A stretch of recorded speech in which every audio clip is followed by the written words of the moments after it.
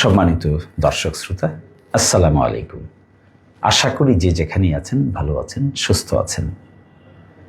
আমি অবজার্ভ করছি যে অনেকে অনলাইনে বিভিন্নভাবে বিভিন্ন ধরনের কথা বলছেন, ভুল বোঝাবুঝির তৈরি হয়েছে। সেই জন্য আমি আপনাদেরকে দুটি কথা বলতে চাই। এক নম্বর হলো, আদ্দিন হাসপাতালের নবজাতকদের মৃত্যুর ঘটনায় আমার কাছে ভিকটিম পরিবাররা এসেছে। তারা আমার সহযোগিতা চেয়েছে, আইনি সহযোগিতা চেয়েছে। আমি তাদেরকে সহযোগিতা করতে রাজি হয়েছি এবং কোনো ধরনের কোনো ফি ছাড়া, কোনো ধরনের কোনো আর্থিক সংশ্লিষ্টতা ছাড়া আমি তাদেরকে মানবিক কারণে এই সহযোগিতা করব বলে প্রতিশ্রুতি দিয়েছি। এরই অংশ হিসেবে তাদের ইচ্ছা অনুযায়ী আদ্দিন হাসপাতালের সঙ্গে যোগাযোগ হয়েছে, কথা হয়েছে। আদ্দিন হাসপাতাল একটি মানবিক কারণে কস্টে তারা চিকিৎসা দিয়ে যাচ্ছে। ভুক্তভোগী পরিবাররাও চেয়েছে যে এই চিকিৎসা সেবাটা যেন বন্ধ হয়ে না যায়। সুনির্দিষ্ট ব্যক্তি যে বা যার অবহেলা হয়েছে সে বা তার আইন অনুযায়ী ব্যবস্থা হবে। কিন্তু ভিকটিম পরিবাররা আমাকে বলেছে তারা চায় না যে হাসপাতালের জেনারেল সার্ভিসটা বন্ধ হয়ে যাক।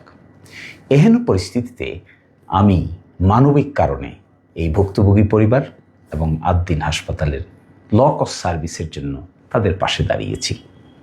আমি এবং আমার চেম্বারের সকল আইনজীবীবৃন্দ আমরা তাদেরকে প্রো বনো কোনো ধরনের কোনো ফি ছাড়া এই সহযোগিতা প্রদান করছি এবং শেষ পর্যন্ত এই সহযোগিতা ভিকটিম পরিবার এবং আদ্দিন হাসপাতালের সেই নবল কজকে আমরা সহযোগিতা করে যাব। এই ক্ষেত্রে আমাদের কোনো আইনগত ফি নাই, এই ক্ষেত্রে আমাদের কোনো পেশাগত সংশ্লিষ্টতা ফ্রি অফ কস্ট আমরা সেটি করছি। এটি মনে করি আমরা মানবিক কারণ, হিউম্যানিটারিয়ান কজ। আমাদের দায়িত্ব আইনজীবী হিসেবে এই ভুক্তভোগী পরিবারকে সহযোগিতা করা। আমাদের দায়িত্ব আইনজীবী হিসেবে স্বল্প মূল্যে যে মেডিকেল সার্ভিস চালু আছে তারকে সহযোগিতা করা। ইনশাল্লাহ এই সহযোগিতা ভুক্তভোগী পরিবারকে আমরা শেষ পর্যন্ত করে যাব। আর যারা নানানভাবে অনেক টাকার গল্প সাজাচ্ছেন তারা ভুল করছেন, তারা সত্য জানেন না। আমি আপনাদেরকে অনুরোধ করব আপনারা সত্য জানবেন।